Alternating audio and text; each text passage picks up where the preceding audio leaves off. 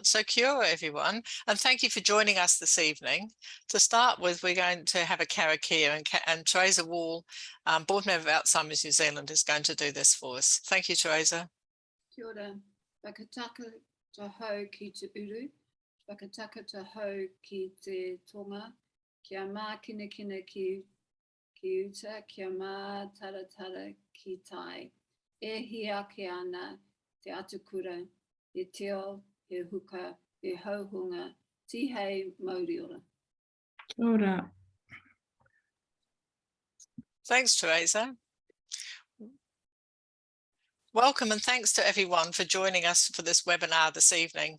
My name is Claire Hind and I'm Chair of Alzheimer's New Zealand. It's my pleasure to be here this evening to welcome you to this webinar that's entitled Addressing the Dementia Challenge in the New Health Ecosystem, a discussion with Te Whatu Ora. This will be a great opportunity for us to explore what we might expect from our health system over the next few years. And it's also timely as it's World Alzheimer's Day today and Alzheimer's Awareness Month this month. And we've also had the release of the World Alzheimer's Report by ADI International overnight, stressing the importance of post-diagnostic support. We've done quite a few of these webinars and normally they go smoothly, but as you know, there's always a chance for technical hitches. So if that happens, please bear with us and we'll fix it as soon as we can. I'm joined today by Dr. Itu Mao, Catherine Hall and Kiriana Brooking. This evening, we'll discuss the growing challenge that dementia poses to our health system in the coming years as our population ages. We'll also explore what the system is now doing to help us meet the challenge and to ensure people living with dementia receive the help and support that they need to live with dignity and purpose. Please send any questions that you have through the Q&A box. Our facilitator and Alzheimer's New Zealand colleague, Lynetta Russell, will try and get as many of them answered as she can once we've heard from our presenters. You won't be able to turn your microphone or camera on during the sessions, so please make sure that you use the Q&A session, the Q&A box. One last piece of housekeeping before we start. May I ask all our panelists to please keep their microphones muted and cameras off when they're not speaking. Thank you. Okay, let's get started. So the first person I'm going to welcome is Dr. Itu Mao. Itu is a senior lecturer in the Department of Psychological Medicine at the University of Otago. And he's a specialist old age psychiatrist at Waikato Hospital with a special interest in dementia prevention. A valuable colleague, he helped compile our latest Dementia Economic Impact Report last year. And if you haven't read it, I do urge you to get some idea of the complexity of the issue. He's also recently named the Alzheimer's New Zealand Fellow for 2022. Congratulations, Itu, and we're excited to be able to support your research. Tonight, Itu is going to give us an overview, give us an overview, the impact dementia has, the size and scale of the problem, and the equity issues. Over to you, Itu. Oh, thank you, Claire. So I'll just share my screen.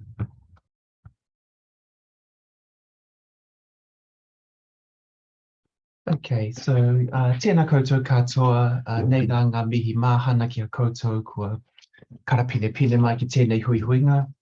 My name's Itu, as Claire said. I'm actually University of Auckland, not University of Otago. And I've worked for about 11 years as an old age psychiatrist at what was Waikato DHB, but is now Te Whatu Ora Waikato. What I want to talk about today is really, as Claire said, just set the scene for the scale of the dementia problem in Aotearoa. And I think the first place to start is really to say that Alzheimer's New Zealand has commissioned 4 reports since 2008, all saying the same thing, that we are facing a massive surge in prevalence and that the costs are inevitably going to increase. But what's different about the report that we released last year was that while all the other reports talked about a upcoming surge of dementia, what we've shown is that the surge is well and truly here now that the baby boomer generation have hit retirement age.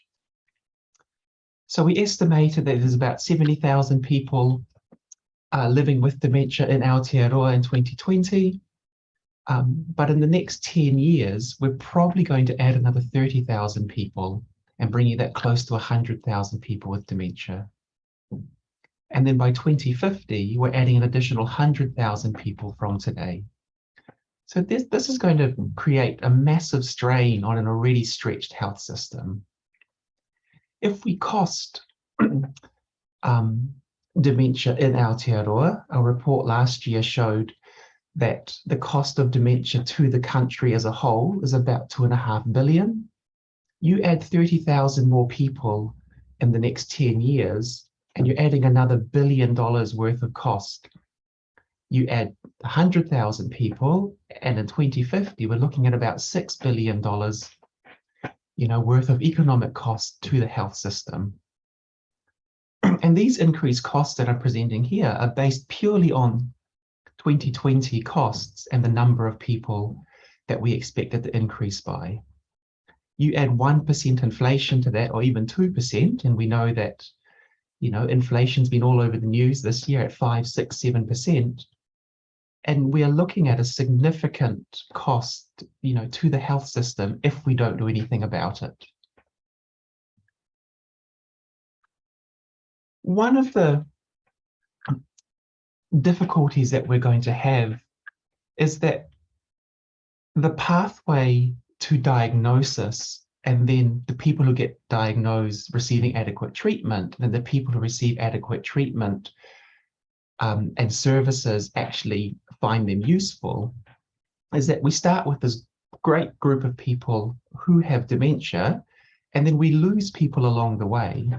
And the first place that we lose people is at the point of diagnosis. So we know that while we estimate there's 70,000 people in New Zealand with dementia, the evidence suggests that we're only actually diagnosing about half of them.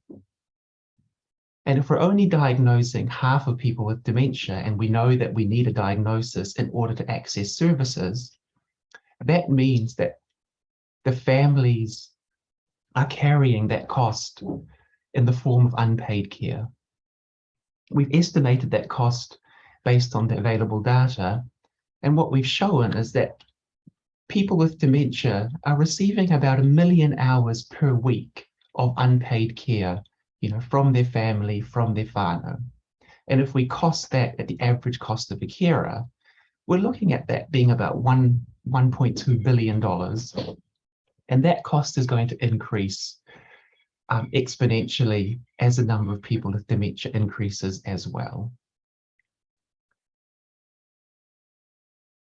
Just because you get a diagnosis doesn't necessarily mean that you receive the services that you need. And we know that there's a massive gap between the point of diagnosis and the available services that people actually receive.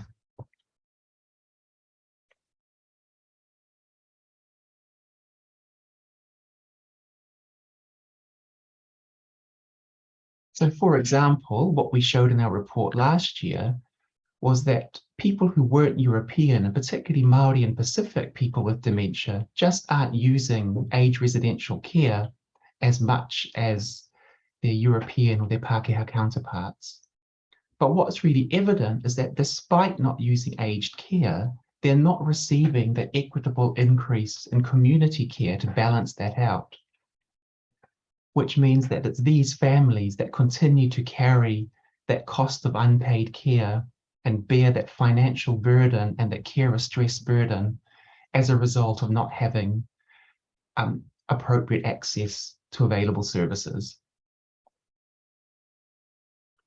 And then finally, we do need to talk about the effectiveness gap as well. And what I mean by that is that just because you receive the services that are currently on offer in New Zealand doesn't necessarily mean that one, those services are fit for purpose, or two, that they're even giving you the outcomes that we all want. People want to be able to live at home, to maximize your independence for as long as possible, and to live,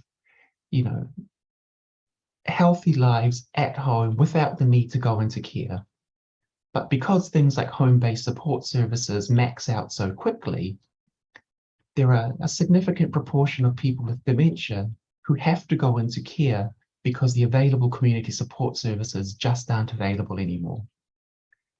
And I think that's what, Catherine is going to touch on a bit later about those post-diagnostic services.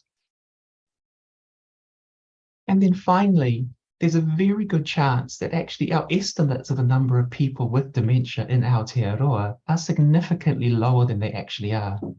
We've never had a prevalent study in this country. We're looking at trying to get one up and running in the next couple of years, funding permitting.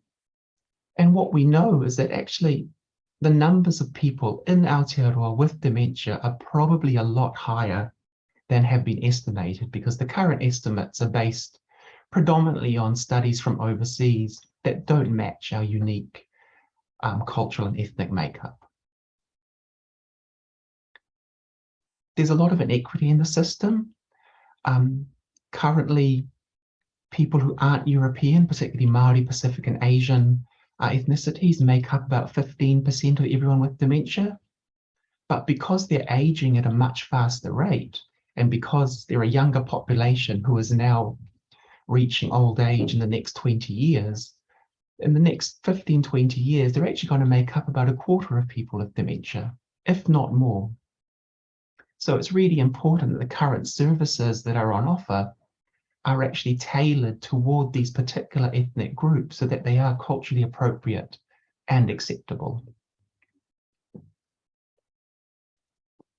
Despite, every few years seeing some lovely headline in science magazines or even journal articles talking about the upcoming cure for dementia, there is nothing on the horizon at the moment, which means that risk reduction actually is our priority. The only way that we're going to be able to sustain the current healthcare costs and contain them is if we reduce the number of people who actually develop dementia.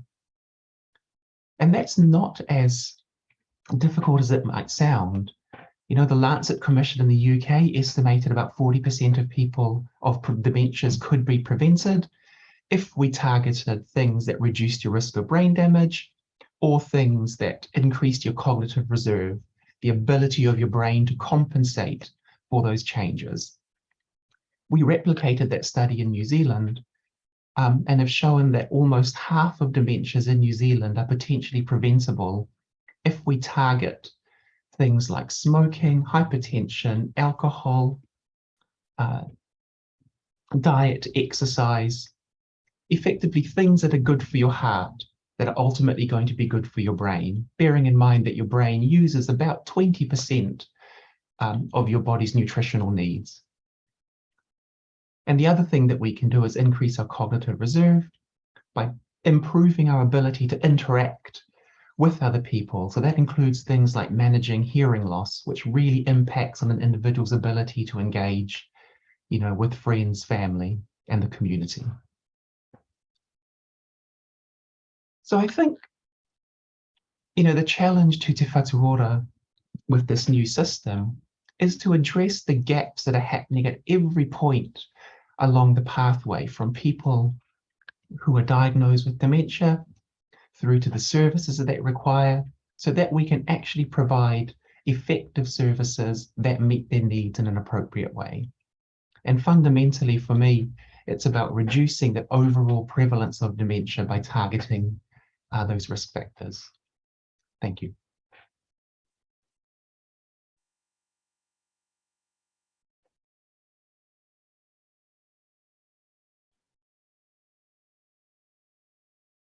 Thank you, Itu. That gave us some great insights to help us to set the scene for our discussion. The next speaker really needs no introduction. I'm sure we all know Catherine Hall from her amazing work that she's done over the last 10 years in this sector. So I'd now like to invite Catherine Hall, Alzheimer's New Zealand Chief Executive, to present on the Dementia Matawari Action Plan and the case for post-diagnostic support. Thank you, Catherine. Thank you, Claire, and kia ora tātou, everyone. Thank you so much for joining us this evening. Well, I think Etu has painted a very compelling picture about the dementia landscape in Aotearoa now and into the future. And therein lies the challenge for all of us, because, you know, dementia is a big problem. And there is a lot to do if we are going to tackle it as a country. And what we know is that the window to make the necessary changes is small and closing fast. And we also know that if those changes aren't made, then dementia has the potential to overwhelm our health service. And so it has been reassuring to see the developments over the past 9 months or so. We were pleased to hear that Cabinet had endorsed the Dementia Matawari Action Plan. We were also pleased to see some funding in this year's budget for the pilots. And of course, we were delighted by the appointments to the Dementia Leadership Group that were announced earlier this week. And so I am feeling more hopeful now than I have for quite some time. Of course, I would like things to go faster, but these are very important first steps, and it is really good to see them getting started. So Etu's talked about the numbers. I want to introduce you to Helen. So Helen is in her 80s and she has Alzheimer's disease. She was volunteering for her local Alzheimer's organisation when she started to feel that something wasn't right. She went to see her GP, and after some time got a diagnosis of dementia. So what she says is that she's come full circle from supporting other people with a diagnosis of dementia to having that same diagnosis herself. Looking back, she can see that she had been struggling for some time. But what she says about that diagnosis is that it was a relief to find out that there really was something wrong and that she wasn't imagining it. But Helen is, and the other 70,000 people with dementia and their care partners and whānau are really struggling with that daily challenge of navigating their personal journey. Because as we all know, that's a pretty tough journey. It can be incredibly confusing, and it can also be very lonely. And there's something of a perfect storm of things that's making it harder for people at the moment. So Etu's already talked about the increasing numbers of people, but the problem is also that the services haven't been able to keep pace with that increase. And so because of that, a lot of people are missing out on the support that they need. And we don't know the exact numbers, but our best estimate is that at least 30,000 people need community-based support and can't get it at the moment. And as Etu has said, that situation is even harder if you're Maori Pacific or Asian. But then to make matters worse, of course, COVID and winter flu and other things have put huge pressure on the health system. And added to that, there's a global shortage of health staff, and in our sector, very significant pay equity issues. And all of those things have combined to make it much harder to get other types of support as well, like home help or respite or rest home care. So taking all of that into account, and the fact that there is no cure or treatment for dementia, those local community-based post-diagnostic support services that are delivered by Alzheimer's and dementia organisations are really critical. And earlier today, we released the 2022 World Alzheimer Report, which this year focuses on post-diagnostic support. It's a very comprehensive report and provides a really strong case for the benefits of post-diagnostic support, but also for the fact that they need to be well supported and they need to be funded. And some of you might have seen an opinion piece that was in Stuff last week, in which I made the point that those organisations that are delivering those services are really struggling financially and in an urgent need of help. So to give you an idea of what that looks like, they're small charities.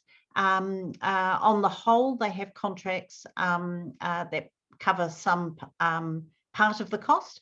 On average, those contracts contribute $400 per day per year. So by my calculation, that is in the order of $1.10 a day. So it's no wonder that they're really struggling to make ends meet, and some of them are also having to reduce services. But on Monday, I was also very privileged to join two care partners, Tanya and Adrian, who shared their experience of trying to navigate the system and the difficulties that they've had trying to get help for themselves and also for their husbands who have dementia.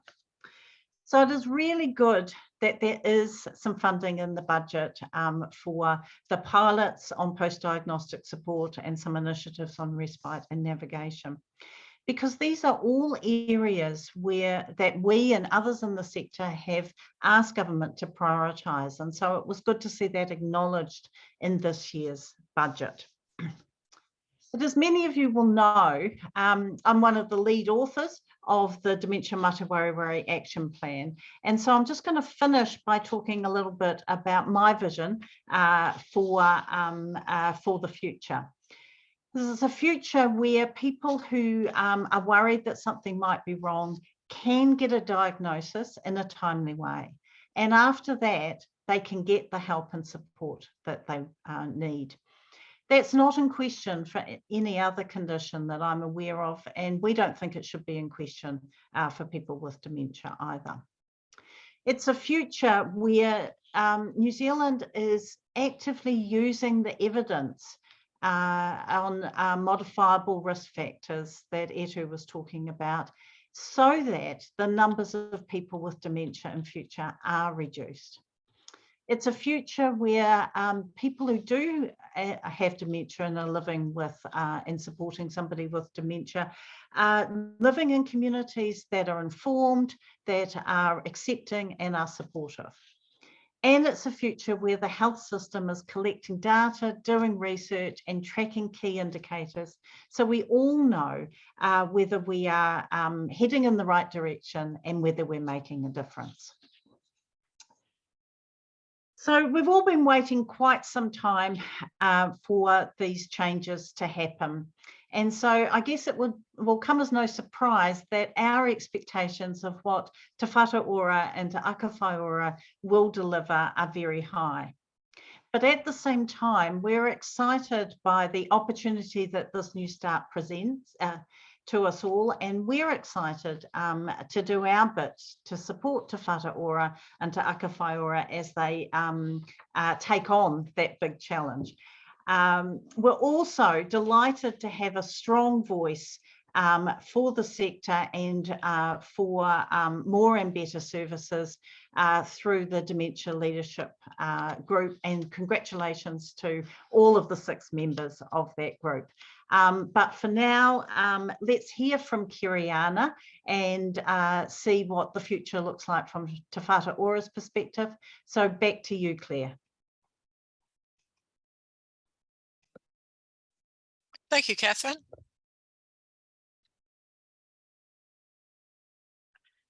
That's more useful information for us as we're setting the scene tonight. So I'm now really pleased to welcome Te Whatu Ora's Kiriana Booking to the centre stage. She's the Interim National Health Commission. She's the Interim National Director of Commissioning at the moment. I know that many of you are looking forward to hearing from her. She has a wealth of experience in the health sector, including most recently as Chief Executive of the Hawke's Bay District Health Board and various roles in the Ministry of Health. She is widely recognised for her dedication and commitment to improving the health of New Zealanders, backed by a high level of experience in the context of change. Kiriana will share more about how the new health system is tracking this challenge and implementing the Dementia Matawari Action Plan. She will also cover the pilots announced in Budget 2022 and where the new Dementia Leadership Group fits in. Welcome, Kiriana. Tēnā koutou katoa, nā mihi nui nā mihi aroha ki a koutou. No Ngāti Pāhuera me Ngāti Kahungunu ki te Wairoa hau ko Kiriana Brookinga hau tēnā koutou, tēnā rā koutou katoa. Good evening, everybody. Kiriana Brooking, Interim National Director for Commissioning. For Te Whatu Ora. Someone said to me this morning, congratulations, we've reached day 83. Of the new organisation, many days ahead of us. I'd also like to take the opportunity to just introduce to you Dr. Abby Anderson, who started last Monday as the permanent National Director for Commissioning, and certainly Claire and Catherine and others will have the opportunity to work with the team at Te Whatu Ora and Te Whai Ora and with Abby as we move this important work ahead. So as has been described by Catherine, the last 2 years have had a recognised and demonstrated impact on all of our providers, on our people, on their carers and their families. It's been a very challenging time and environment for the dementia sector, and the communities, organisations, families and carers who support our very treasured people in this space. And their dedication, empathy, advocacy and hard work is incredible, and it has not gone unnoticed. I'd like to thank the hosts, Alzheimer's New Zealand, and Catherine and Claire, not only for this event, but for the work that you do all the time that really advances the important mahi we have ahead of us. Again, we've all recognised that today marks World Alzheimer's Day. We had said in our it's nice in Aotearoa, New Zealand, we get to be part of it ahead of the rest of the world. And also want to recognise that as being ahead of the rest of the world, we also get to launch the World Alzheimer's Report. And I liked in the part that I read the particular focus on post-diagnostic supports, something that Catherine had also raised. Many thanks to the contributions at Alzheimer's New Zealand, the New Zealand Dementia Foundation, Dementia New Zealand, and the Matawari Advisory Ropu have made in the development of the Dementia Matawari Action Plan released last year, and then the ongoing support and care that these organisations provide nationally. I'd like to acknowledge Dr. Etu Mau from Auckland University, who certainly set out tonight the current and future economic, social and health impacts and what the prevalence curve means for Aotearoa New Zealand, including increasing health inequities that can be expected to be seen as dementia impacts Māori, Pacific and Asian communities. And I always also like to shout out that certainly those communities and the equities that they face in general, but also the equities impacts of our people who are living with disabilities, our whaikaha community, and also our communities that live in remote and rural remote. A number of the things that they're facing in their social and health journey are just a little bit more difficult as you move further and further away from the day-to-day health system. So Te Whatu Ora and our counterparts, Te Whai Ora and Manatū Hauora, recognise the valued work that Alzheimer's New Zealand as a national organisation does every day to represent people living with dementia and their whānau and their carers. So for us, one of the things that we're really looking forward to, and we've seen a lot of that since the release of the plan, is how we continue to engage with Alzheimer's New Zealand nationally, local Alzheimer's New Zealand organisations throughout all of Aotearoa New Zealand, how we progress the Dementia Action Plan and how we implement the Budget 22 funding that was allocated to dementia. We're really wanting to make sure that we have quality dementia services. We ensure people living with dementia, their whānau and carers receive the help and support they need to live their best possible lives with autonomy, meaning and dignity. One of the really important parts of the reform is that while people really enjoy how organisations and how health systems, social systems come together locally, it does end up that in different parts of New Zealand, people get different access, experience and outcomes. And the idea of amalgamating together is that we enable all of the important things we need to be looking at ahead of us to be viewed in kind of a system way to make sure that every part of New Zealand gets the same opportunities as other parts. So while we've got regions across Aotearoa, New Zealand, who have identified priorities, we really want to make sure that those priorities that they've identified really progress the objectives of the Dementia Action Plan. We're really wanting to test new respite care models. We're wanting to update the cognitive care pathway. We really want to see an increase in Māori representation and Pacifica representation, Asian representation on working groups for frailty and dementia. And we're really looking at embedding aged residential care's shared goals of care. So the government announced in budget 2022 funding of $12 million over 4 years for dementia support. So these include pilot trials for post-diagnostic and navigation support and funding to test innovative respite care. We here at Te Whatu Ora consider that to be incredibly important because those pilots, the evidence that Etu and Catherine talked about, that further work's extremely important. Is our next opportunity for funding for Te Whatu Ora is budget 2024. And we want to be well placed for further funding and action. So part of enabling us to pull together and really get the impetus and where we need to go to next, we're establishing what we like to call a Dementia Matawari governance ecosystem. So that's the establishment of a leadership group and a network that work together and work with ourselves in Te Whatu, making sure that we get integration between leadership and operational insights.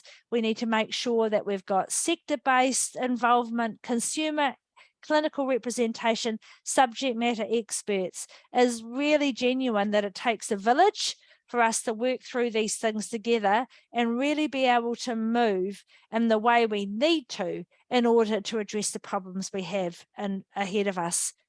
Some of this is about strengthening our relationships and advice and the way that we communicate, I suppose, in partnership between Te Whatu Ora, Te Whatu Ora, and all of those people that I've just mentioned, because without that, we're not going to get the cohesiveness we need to best support people living with dementia, their carers and their whānau. We're hoping through the establishment of the network and the leadership group, we're able to get on the ground really important advice on the practical ways in which we should be moving the plan forward. We need to be able to inform and strengthen our effectiveness and our responsiveness and ensure that it's broadly connected to other sectors, which we also consider to be very important in the mahi we're facing. So we're seeing ourselves working with stakeholder-based groups, subject matter experts, and consumer representatives. The real notion of whānau voice is incredibly important in the way in which Te Whatu Ora, not just in dementia, wants to move important pieces of work forward. We also need to be really thoughtful about how we engage with the groups we've not typically well engaged with, such as the Asian community. We're wanting to get really great expert advice on the support for people with younger onset dementia. We're looking at how we can support people with Down syndrome, for example. We need to make sure that we have enough voices heard at a national level so that when we choose carefully and we work our way through the things that are important to everybody, that we've covered everything we need to from as many angles as we can. the amount of funding is never going to be enough. We know that. And so our next steps and then our next steps have to be taken at pace and with care. So that's always not a small feat.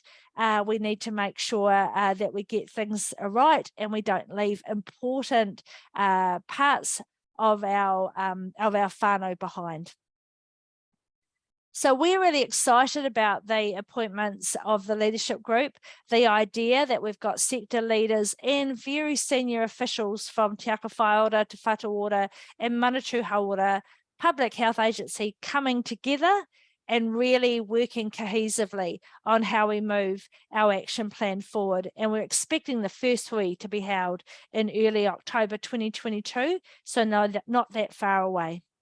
We've also contracted with the New Zealand Dementia Foundation to establish and coordinate the Dementia Matawari network and provide the secretariat and coordination support to the leadership group. It's important that we have these structures wrapped together so that we get really necessary structure to enable us to move forward. And, you know, the establishment, as I said, of Te Whatu Ora and Te Whatu, the way in which we're going to work together and separately to advance the things that are important to our communities, important to Māori, help us respond and relate to our te tiriti o Waitangi obligations, our equity obligations. We see those as a critical first step for the health and disability system reform. We're hoping that through these necessary pieces of work, we're going to be seeing that committed shift we've always wanted and embedding a population health approach, a promotion of well-being and better management of health and disability services, no matter where you live in Aotearoa, New Zealand. So we're wanting to make sure that Te Whatu Ora is working in partnership with Te Whatu to ensure that the dementia program that we're working on and continue to work on achieves equitable outcomes for all people with dementia, and we support their whānau and their carers, and we have a particular focus on Māori, Pacific, Asian, rural communities and people with younger onset dementia. I really appreciated the points that Catherine raised and Etu raised about all of the bits that sit around this important group, their whānau and their carers. And we really need to recognise that alongside the dementia work, we've signalled the need to look into more contemporary ways of looking at prevalence and prevention, how we need to support both people, their carers and their whānau in their homes, in their community and in residential care. Broader than dementia, we're just recognising the changing face of Aotearoa and what our services, both socially and from a health perspective, need to look and feel like as we see our population change and the types of services that our populations need as we grow up and into what we're going to be looking like moving forward. And that work needs to sit alongside the advice that's specifically focused on dementia. So we see these as two different things that connect strongly together to make sure that we've got as much of the foundations we need to move forward. I'll just leave it there, Claire. Ngā mihi nunui, tēnā koutou, tēnā koutou, tēnā rā koutou katoa.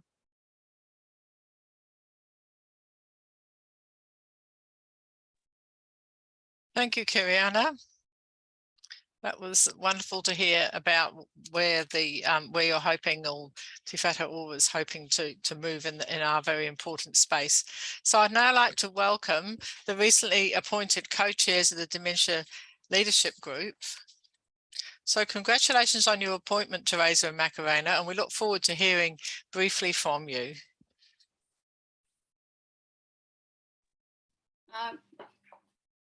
Tēnā koutou. I am pleased and honoured to have been appointed co-chair with Macarena, and Macarena will introduce herself, but we come from the same neck of the woods. So I'm from Te Raroa, but I live in Wellington, and I have been a member of the Alzheimer's board for a little over a year. And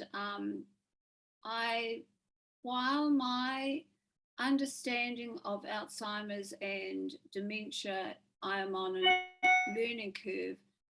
What I bring to the co-chair role is a clear understanding of the function and role of central government. So I worked for about 19 years as a health official in the Ministry of Health before I started as a consultant for for health policy. So, and I had a hand in with Makarena and others from the Te Matawari Advisory Rōpū to had a hand in strengthening the Te Matawari Action Plan focus on the tiriti and on equity. So I'm really proud and excited about the opportunity that this co-chair leadership role provides me. Kia ora.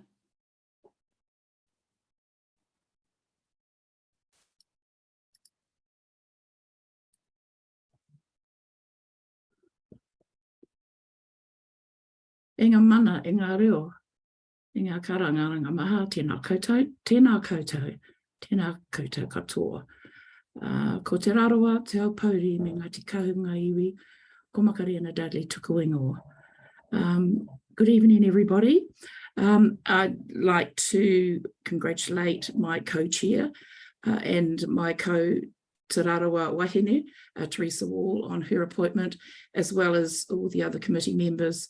And I'm really looking forward to working with them over the next 3 years.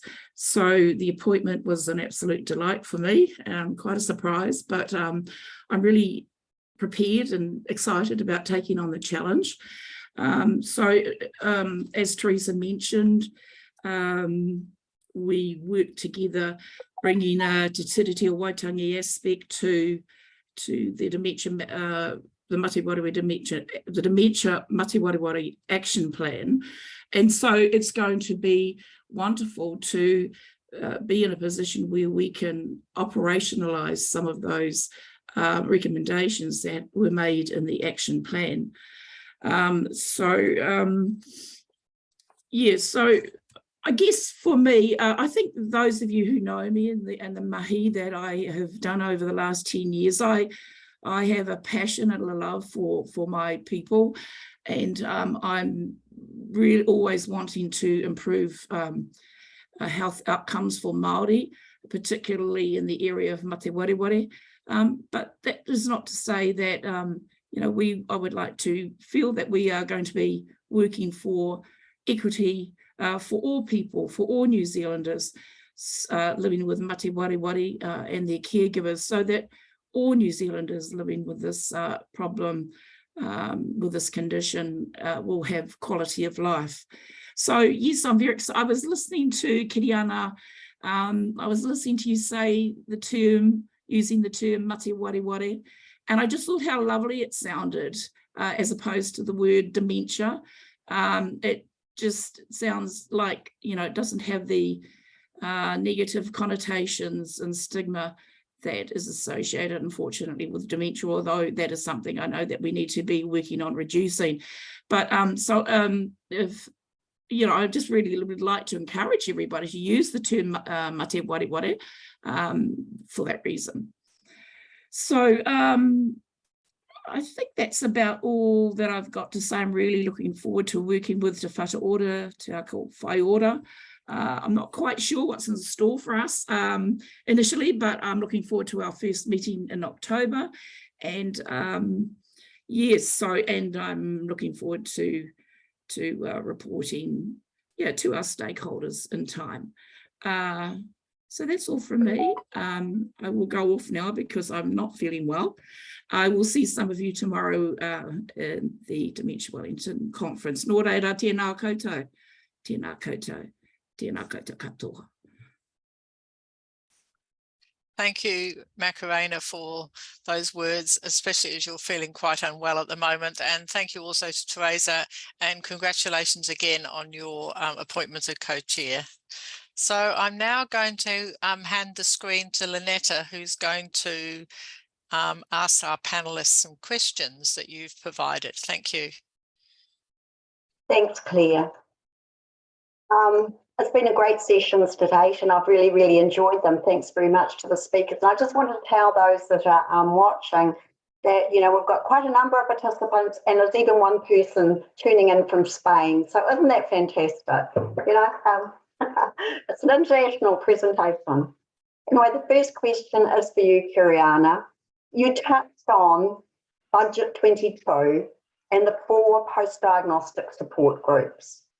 And so we're really, really keen to hear a bit more information about what they'll look like and how they'll work, when we can expect to see them up and running, because at the moment we've got at least 30,000 people out there that are missing out on services. So we're really keen to hear a little bit more. Thank you. First, hola.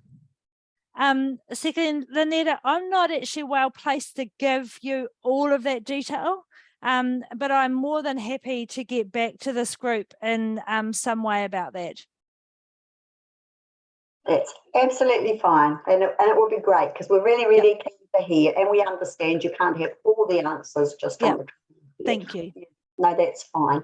So I'll move on to another one while we've got you on the screen, because we may as well seize the opportunity. So localities look like they're going to create a really great way to deliver more joined up services and communities, and make a really big difference. But as far as we know, in the 9 localities, they have been underway for some time, but they've yet to reach out to the local NGOs and their local communities. So when can we expect that to happen, or are we not doing something that is expected of us? Yeah, it does feel like the localities have been around for a long time, but they would say it's taken a long time for them to get to this place, to be honest. And there is there's a group of willing community, whānau, iwi, and providers that are coming together in the now 12 localities to work through what is important to those localities, those communities, and how and when should people be getting involved. Across all of those localities, there's a really large base of people who have expressed a really strong desire to be part of the conversation. And part of having these locality prototypes is to work out how we can genuinely make that work.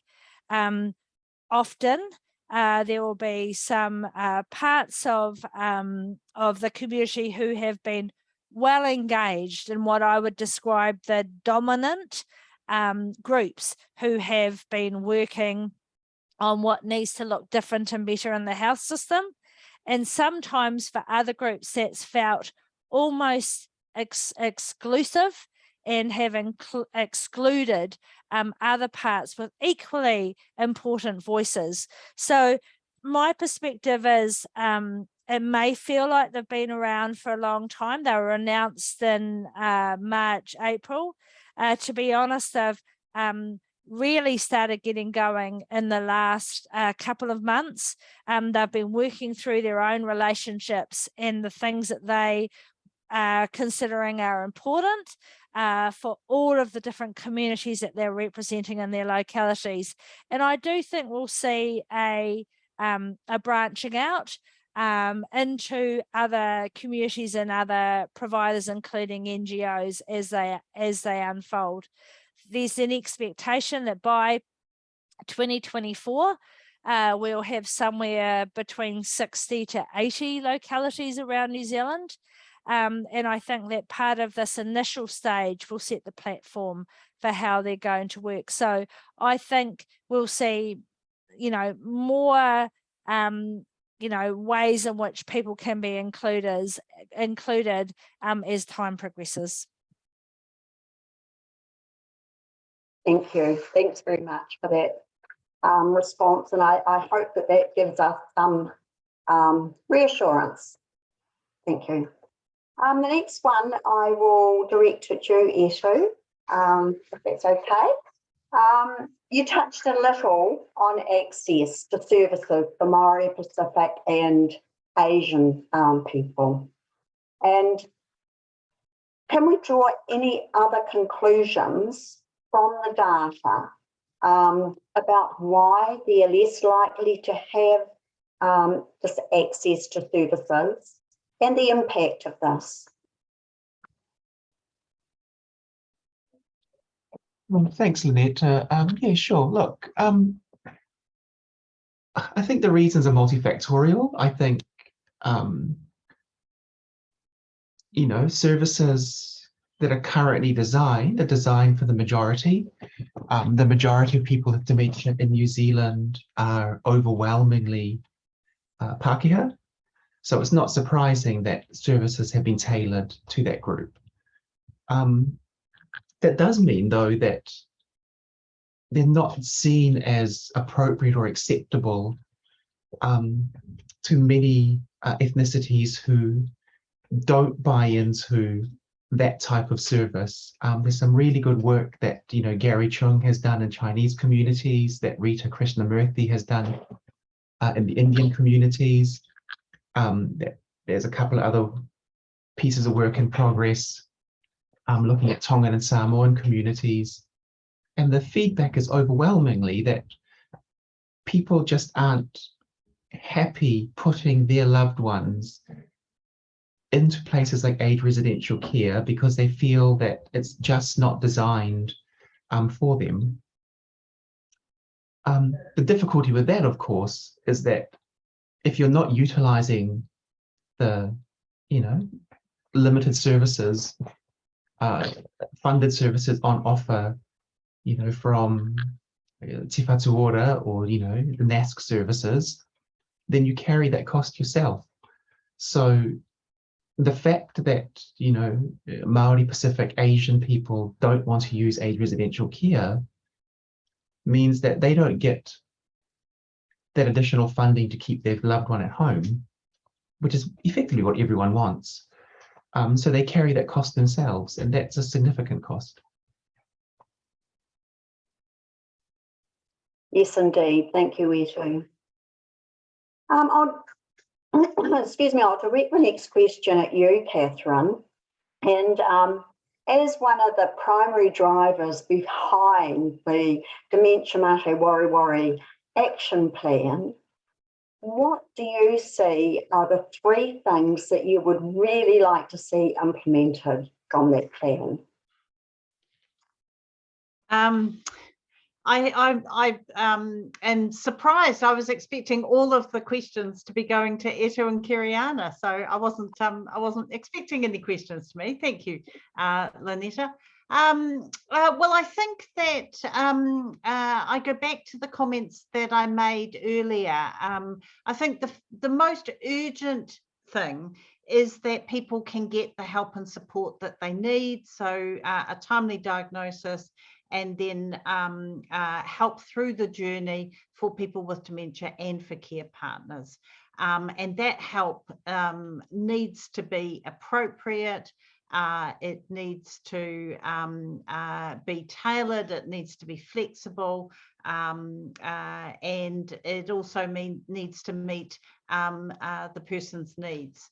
The second thing is we do have to get serious about risk reduction. We've got so much opportunity to reduce the number of people with dementia, and we're not doing that at the moment. But even if we do that, there will be lots of people living with dementia. So we do have to think about the societies and the communities' response to all of this. And so there are actions. The third area of actions in the plan is about dementia-friendly type initiatives. So things about addressing the stigma and helping to build supportive communities.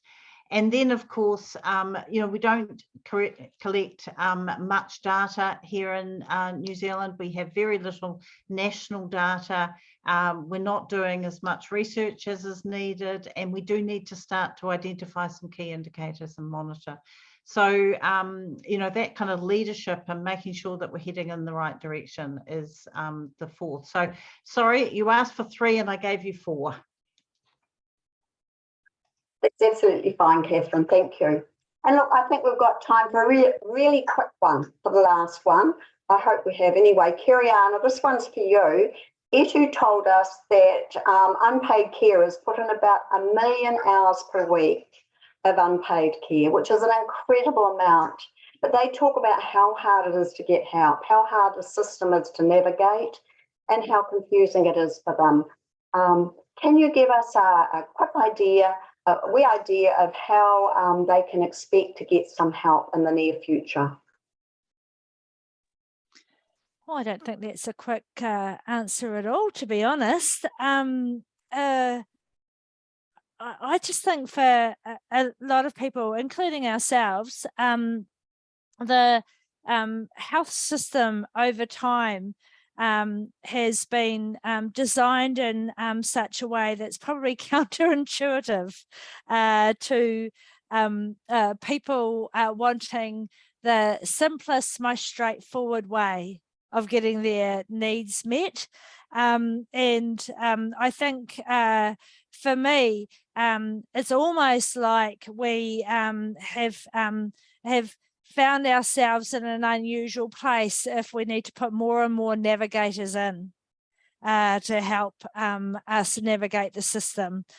So I would like to think that using whānau voice, we should be able to understand where people would naturally go first to try and find support, and then where they need to naturally go next to get the additional support that they need.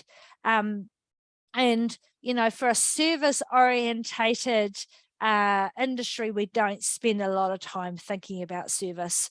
So I think really we need to be far more meaningful in getting our insights from whānau voice.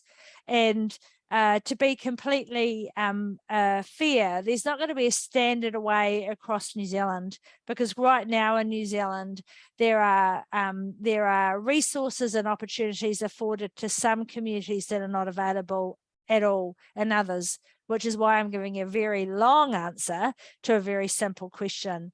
And so for me, I think we need to really be cognizant of the way in which people, their whānau, their carers naturally look for support, and we need to wrap as much simplicity around that as we can.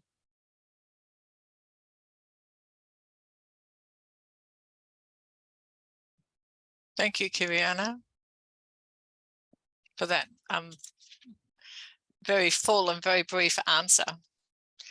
So thank you, Lynetta, for masterminding the Q&A session. And we've had some great questions, and we look forward to maybe some follow-up in 1 or 2 of those. So thank you to everybody for joining us tonight, especially our presenters, and for them sharing some of their insights into the challenges that we face. And it has reinforced to me that we have to all work together, continue to work together to continue to support people with dementia, their whānau and caregivers in this new environment. We've certainly made a great first step with the Dementia Leadership Group, but there's still a lot of work to do. So we're going to share a recording of this webinar on our website and also on the social media page in case you missed some of it, or you want to share it, or you might even want to watch it again. So I'd now like to invite Teresa to close our webinar with a karakia, and thank you all again for coming. Tēnā koutou. Karakia whakamutunga. Unuhia, unuhia ki te uru tapu nui a tāne. Kia wātia, kia māma, te ngākau, te hinengaro, te tinana, te wairua i te ara tangata. Koea rā e rongo, kua wātia, ai rā kua wātia. E rongo, whakaririhia ake ki runga ki tina.